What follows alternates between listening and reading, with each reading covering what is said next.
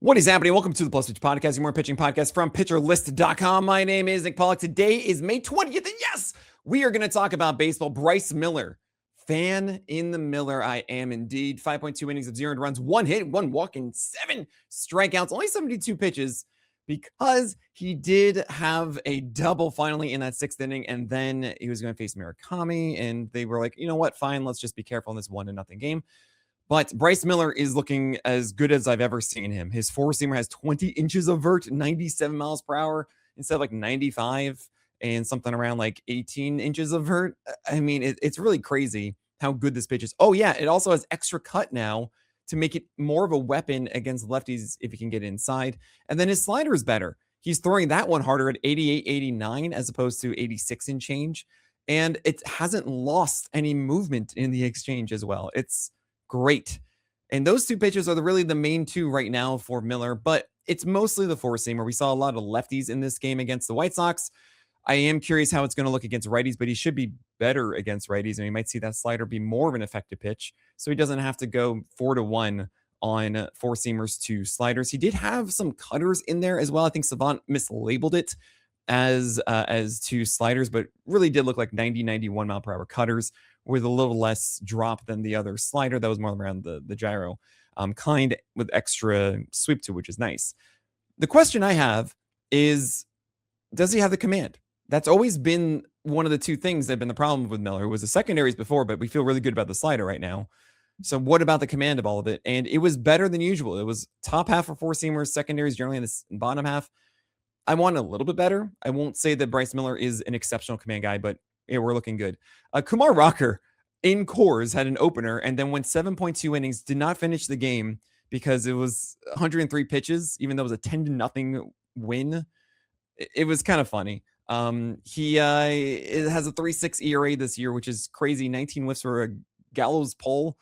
No, I can't buy into this from Kumar Rocker. I love the fact that he's leaned into sliders and cutters, and yeah, he threw more cutters with that slider yesterday, which is good. That's what he should be doing, but it's like an 82 mile per hour slider. Like, how can you possibly believe that that's going to work as Cashew hath arrived? We don't want to touch Kumar Rocker. If you're thinking about doing that, please do not do that. Jacob Mizorowski against the Cubs ace is going to ace. I'm not really going to talk about that there. He's almost at a 40% K rate. Jason Alexander against the Twins got to win 6 innings out of nowhere. 0 earned runs, 4 hits, 1 walk, and 4 Ks.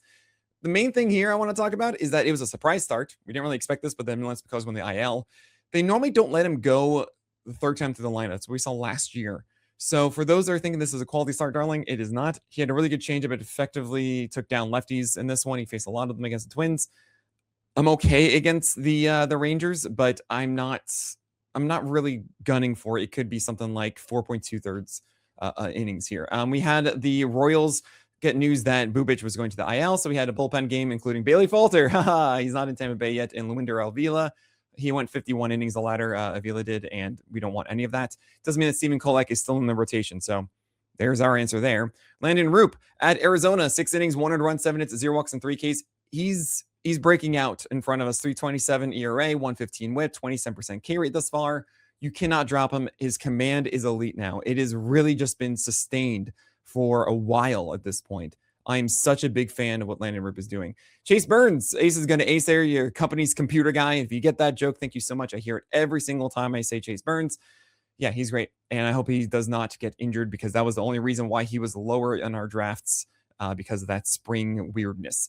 Anthony Kay, 3rd straight start of him, actually 4 straight starts of him being successful. It's only 5 total on runs in those 4 starts for Anthony Kay. This was in Seattle, so a little bit of help still. 5.1 innings, 1 run, 1 hit, 3 walks, 5 Ks. Why is this working? Well, he is doing a good job of locating the sinker, the four-seamer, and the cutter, but the sweeper, I mean, was a big failure point here. 2 over 15 strikes is so bad.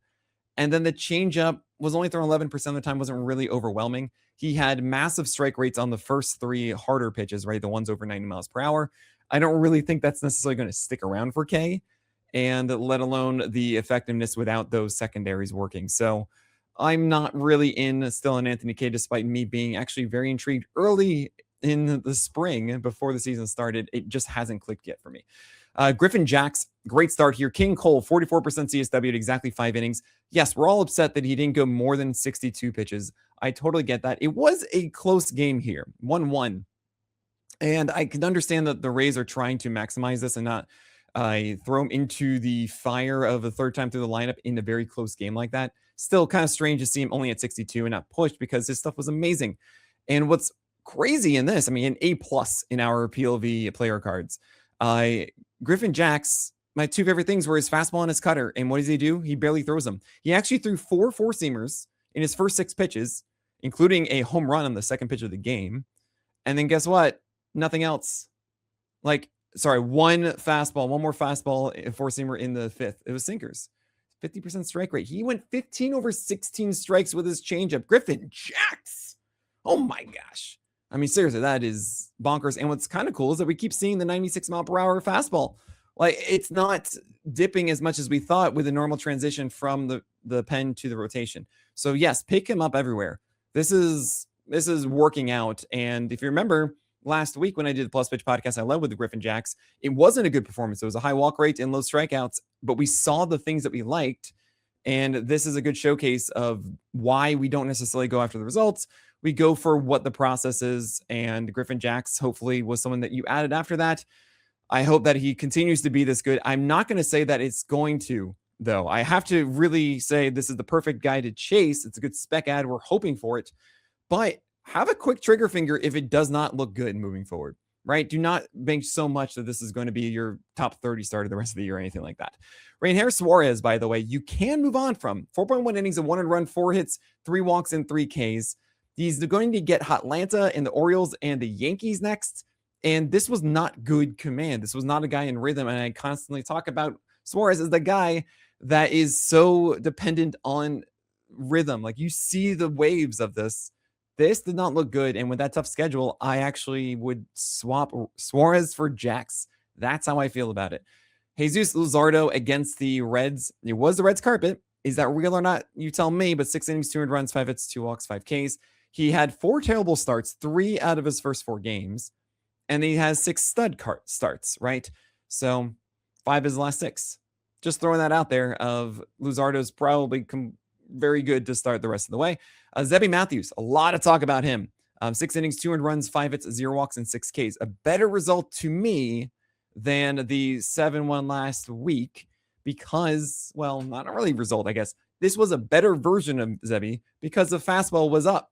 It was up to the same velocity that we saw last year as opposed to being lower that we saw last time out. It was up a tick. It was up a tick to 2 ticks on everything.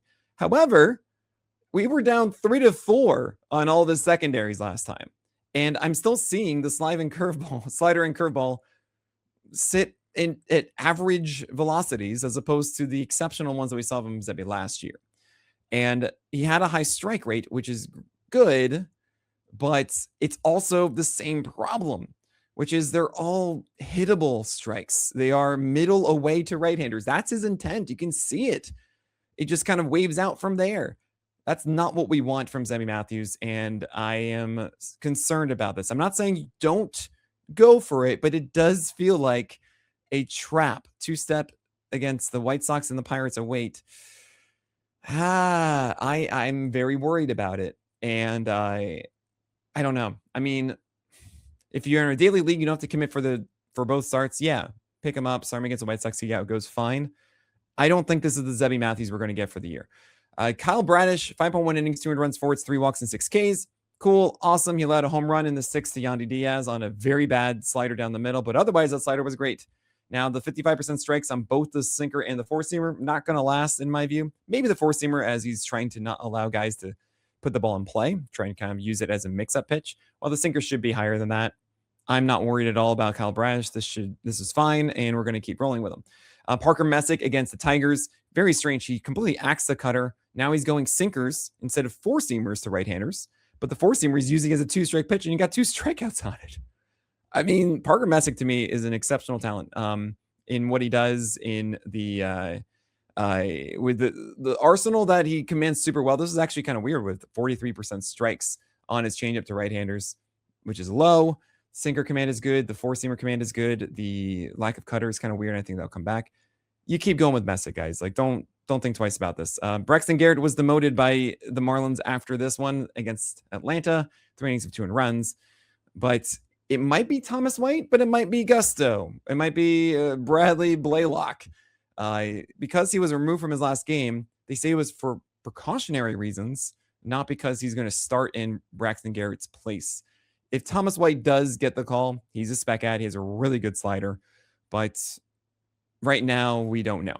Luis Castillo is piggybacking Bryce Miller, by the way, now 2.1 innings. I know. And yeah, I'm so sorry, Castillo. I just feel bad.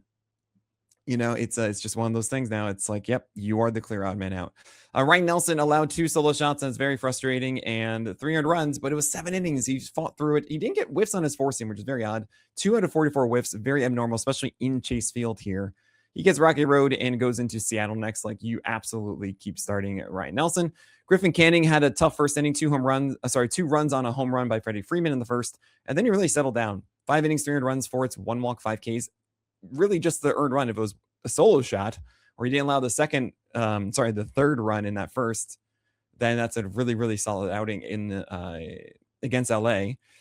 Now, I don't want to be the clever one. It's like, oh, but he's really pitching well, and you want to go for him against the Phillies and the Nats, but I kind of want to do it. It's up to you. Consider him as like, hey, this isn't as destined to be as bad as the recent starts have been for Griffin Canning.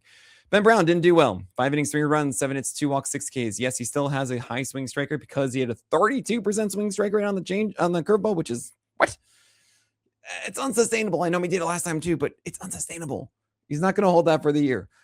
And otherwise, it's just a fastball and a sinker. He threw 2 changeups. Please don't tell me that the changeup is a real pitch for him. It's not. It breaks the Wasker rule. I don't do it. You have Kidair Montero going 4 walks and 1 strikeout. How am I supposed to butter my bread with this? But we are going to get Melton in 10 days or so. I'm in for that. And Montero, you don't really want to do it. Will Warren is not getting whiffs this year. He doesn't have a single start of 14 whiffs this year. It was 5 innings, 300 runs, 6 hits, 1 walk, and 3 Ks. He was singled out in that 4th inning. But if he earned more whiffs, maybe he wouldn't. Something to think about with it. And Warren to me is a low-end Holly. I think I have him a little too high on the list. I'm going to probably lower him a touch because he did have those high strikeout games, sure, but it is a lot of called strikeouts in those games. And Henderson and Prelip and Early, etc., those guys who are also these 6-inning guys, yes, those are all 6-inning guys. They to me have a higher ceiling at this point than Warren. You have Mitch Keller. Honestly, was really close to a poor quality start, and then he allowed a hit by pitch and then got removed, and it was a home run. So, like, there it goes. But he's the same guy. Martin Perez had 10 strikeouts, and I just want to let you know he had 28 strikeouts in 9 games before this. So he was averaging, 3 1/3 strikeout per game, and he has 10. 36% of his strikeouts matched in yesterday's game. It's, not going to last, and we don't do it. Okay, blame it on the Marlins. He gets the Nationals next. It also wasn't good ratios. 5 innings, 4 runs, 5 hits, 2 walks. Nope. You have Matthew Liberatore with 9 strikeouts. Actually more impressive to me because we saw it once again that Matthew Liberatore is, as Cashew's tail appears, that Matthew Liberatore is doing well with his curveball. And it was rainy in this one. He fell apart in the 5th with a singled out inning there. He gets Cincy, though, and he has to endure the Cubs, and I don't really want to go for it. If it were better matchups, I would consider this. Emmett Sheehan's velocity is dipping too much. It's frustrating. He gets Rocky Road next, so we're going to keep going with this. But 4 innings, 4 runs, 5 hits, 1 walk, 2 Ks. Not a single whiff on his 4-seamer with a lot of foul balls at the top of the zone is very, very troubling. He went down to 93 on his fastball in the 4th inning. His final inning, it's get pulled at 67 pitches. I mean, I can't consider him on the same plane as the other guys as much as I want to. Jacob Lopez isn't doing the thing, so just ignore him. Foster Griffin, you can move on. 5 innings, 500 runs, 8 hits, 0 walks, and 5 Ks if you want. Bo Bichette hit 2 home runs, right? And that was the big difference. I mean, really, like, that is truly most of what happened to Foster Griffin the first 2 innings. And then he was good for 3 straight after. I don't know. I feel like he's better than this. The Padres are not good against Southpaws. Like, he could still be fine with Foster Griffin. And he goes against the Diamondbacks after that. It's 2 starts. Bo Bichette got to him. I mean, the second one was a 3-2 cutter up and in. That was really good. I don't know. It's up to you. I don't feel like I need to in a 12-teamer, but in a 15, I think you hold. Dylan Cease against the Yankees. It was a perfect showcase of what he is in this game. 2 home runs that burned him, but it was all 5 runs on those 2 home runs. However, the 3 base runners were all from walks. You can't have these 2 earned runs, or sorry, 2 run shots and 3 run shots if you don't walk the guys, right? He had a super low homer per 9 before this. This is really just what he is. He's the premier cherry bomb. He's still at 9 strikeouts, right? You're still going to do this. He's going to have these starts. Those against the Yankees, whatever. He's going to be very good for you for the year, right? Like, he's great, but you know you're going to get these games too. Nolan McLean allowed an inside the park grand slam that was really a double from James Wood's bat, almost caught even, and then it bounced off the wall, and that's inside the parker. I don't believe in inside the park home runs, guys. Now that the polar grounds doesn't exist, it's always an error. In awkward bats, the outfielders should have helped more from the other side. It's always an error. Anyway, Nolan McLean is fine. Really, truly, he's fine. He did have more struggles against lefties. That was our biggest concern entering the season. And yeah, the Nationals served a lot of lefties to him. He didn't have his best lefty ability, but sure, he's fine. You have Tanner Gordon against the Rangers. Yeah, you don't care about that. And the Reed Detmers against the Athletics. The biggest problem I have with Reed Detmers is that we've seen every single year when he's been a starter that at some point his slider degrades. It doesn't become well spotted. He doesn't have the same feel for it. We've seen that, and it's continued here. He still got 19 whiffs, though. Not on the slider, but it was a co-share of the Gallows Pole with Kumar Rocker. Okay. But it was 5.2 innings of 8 earned runs, 8 hits, 2 walks, and 8 Ks. He did get singled out a ton in the third, but they were on a lot of bad pitches over the middle of the plate. And I don't really want to go after this. I just see this as like history repeating itself. However, it is the Rangers and Rays. If you want to stay with it through that, I totally get it. I could be very wrong here. You could make the adjustment. It's Mike Maddox there. Maybe he can help more so than other guys in the past.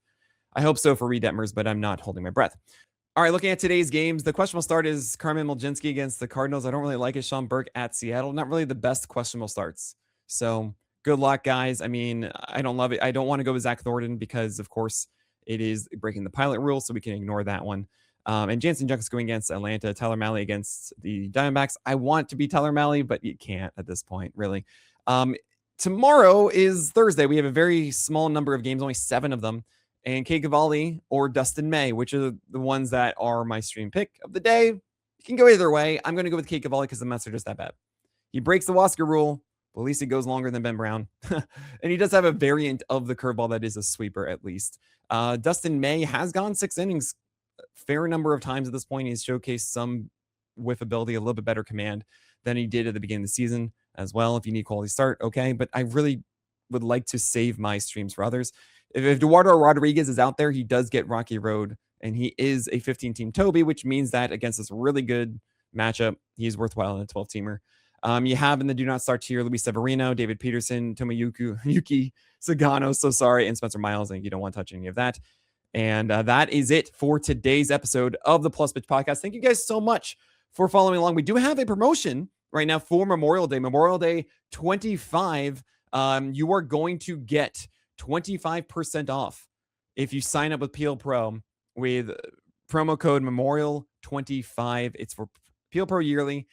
It is the moment of the year where you finally check the standings and you have to make adjustments. We have some fantastic tools like my Sin Start grid that looks at all of the pitchers for the next 2 weeks and puts them into my tier rankings, as well as our rolling charts for hitters that tells you if they're doing well or not. I cannot express enough. Process Plus is the #1 hitting stat you should care about in season, and you can only get it with our rolling charts behind PL Pro. So you got to join today. Get 25% off. We rarely do that.